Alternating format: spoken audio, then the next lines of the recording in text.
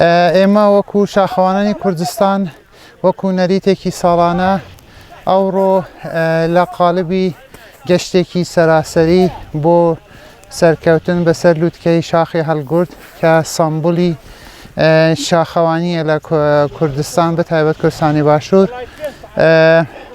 ئەوڕۆ تەقریبەن وەکو هەموو ساڵێک لە مانگی 2 لە وەرزی زستان گروپەکانی شاخەوانی لە سەرتاسەری کوردستان بانگهێش دەکرێن بە تایبەت تیمە تایبەتەکانی گروپەکان، چۆن گەشتی زستان گەشتێکی بە زەحمەت و بە ئیمکاناتە، ینی کەلوپەلی دەوێت، خبرە و ئەزمموی دەوێت و زانستیشی هەروەها پێویستە دەگەر ئامادەی جەستەی. مەبەست لە گەشتی سەراسەری یەک ئەوەیە کە ئاستی شاخەوانی بە شێوەیەکی گشتی لە سەرتاسەری کوردستان وەکو دەڵێن پۆلینێکی بۆ بکرێ و هەروەها گروپەکانی شاخەوانی ئەوانەی تامەزرۆ و ئارزومەندی شاخەوانیەکی پێشکەوتوو و مۆدرنن دەگەر یەک ئاشنا ببن و هەروەها دەگەر تەکنیکە نوێەکان و کەسانی شارەزا ئاشنا ببن بۆ ئەوەی کە خەونەکانیان گەورەتر ببێ بۆ ئیشاڵڵا سەرکەوتنێکی گەورە بۆ کورد و کوردستانیان.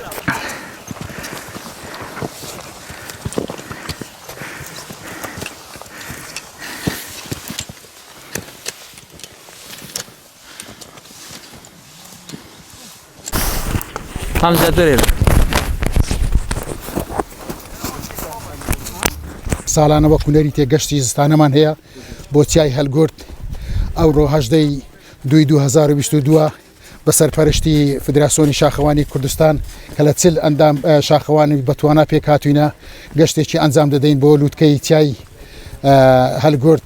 کەمپینی شەومان لە باسکە پیوازە دەبێ، ئیشەڵا بە سەرکەوتوو دەبین لەم گەشتەدا.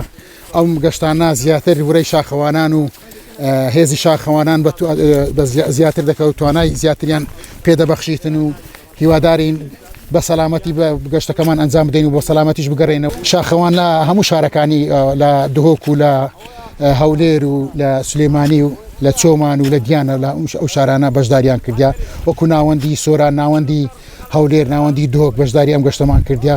ڕێز و احترام و خۆشەویستیمان لێیان هەیە، بە خێراتیان دەکەین. بژی دکتۆر